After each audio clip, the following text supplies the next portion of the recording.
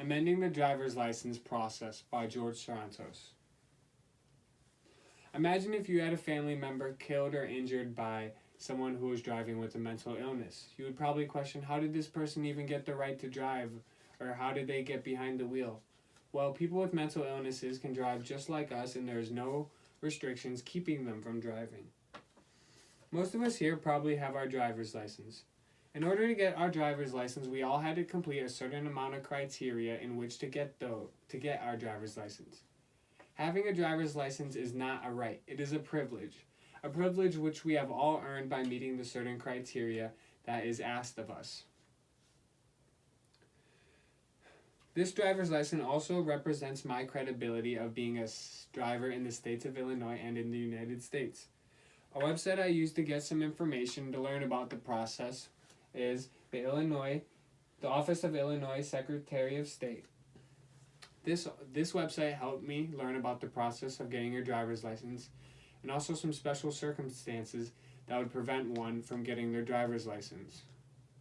Does the process of getting your driver's license in the United States give everybody a fair opportunity to get one?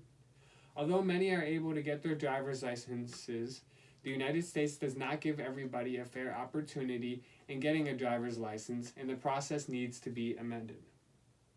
Throughout this speech today, I'm going to talk about a couple things concerning the driver's license process and keeping it. Today I'm going to talk about a couple problems concerning the driver's license process.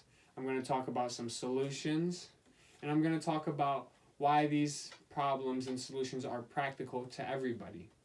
And then I'm going to wrap everything up and talk about how everyone in here can help change these problems and how it can help have a voice and have action in changing these problems and helping our society.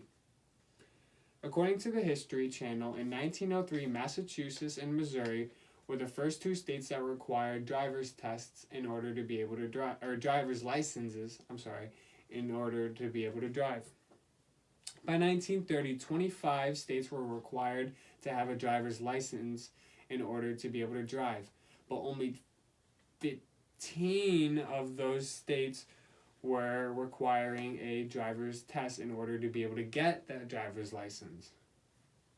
And in 1954, South Dakota became the last state in the United States to require a driver's license in order to drive, and 5 years later became the last state requiring a driver's test in order to gain that driver's license.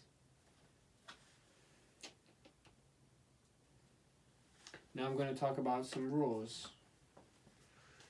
In order to get a driver's license, you have to be a resident of whatever state you wish to apply to get your license in. For example, you can't be a resident of California and get an Illinois license.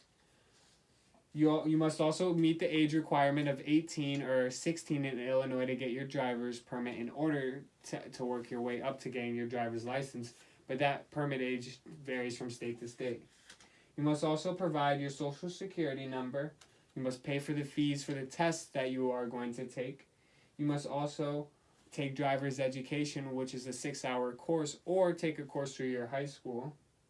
Also, you have to pass a vision, writing, and driving test before you are able to obtain, your driver's license. And finally, after you receive your driver's license, you have to renew it every so many years. Now that I've explained the process of getting your driver's license, let's turn our attention to the problems of getting the problems of these rules of getting your driver's license. The first problem is that it requires a social security number in order to get your driver's license. Not everyone has a social security number, and I understand that it limits fraud and it limits people stealing identities, but not everyone has a social security number, and it is not often by choice. Also, there is not enough tests. There's limited tests for the driver's license, and people often argue with guns that guns require background tests because they can kill people and they're dangerous. Cars are just as dangerous. They're just not as seen as a weapon as frequently as guns. And according to a study from an international comparative study on driving regulations on people with dementia, it states that 40% of people with dementia still drive, which I'll get into a little bit later. And lastly, there's no age limit for being able to drive. There's no age limit that stops anybody from being able to drive once they reach a certain age, which can be a threat because people are not as strong as they used to be when they are in their elderly years. Now that I've talked about the problems of the process of getting your driver's license, let us turn our attention to the solutions to these problems. The first one being is that there should be no social security number required in any of the states. I understand that some states do not require a social security number in order to get your driver's license, but that should be nationwide because governments will often argue that these people will not contribute to their society, which is false because according to an article called "Will Immigrants Find Themselves Behind the Driver's Seat?", 75,000 tickets were issued to immigrants in just 1 year, not including DUIs. And if anything, tickets are being paid to the government, so if anything, these people are contributing to the government and giving them their money. So even when they're disobeying, the government would still benefit from them driving. Also, I'm sorry. Also, there should be more tests incorporated with getting your driver's license process. People often say with the guns, like I said earlier, that there need to be more background checks, more mental tests, and more tests of that sort to make sure people are on point when driving. And according to the Journal of American Medical Association, with knowledge tests, people were tested to be more attentive behind the wheel, which would increase the safety of the roads, which would benefit everybody, even the people who aren't even driving. And lastly, the last solution to the problem is that we could set an age limit for elderly people once they are driving. Because according to this chart right here, it shows that people who are in their elderly have a bone density about half of the people who are in their youth. And if you have a bone density of half of someone who is in their youth, it proves that someone who is in their youth would have a higher likelihood of surviving an accident if they were to be in one than someone who has a less dense bone density. Now that I have explained the solutions for these problems, let's talk about the practicality for these problems.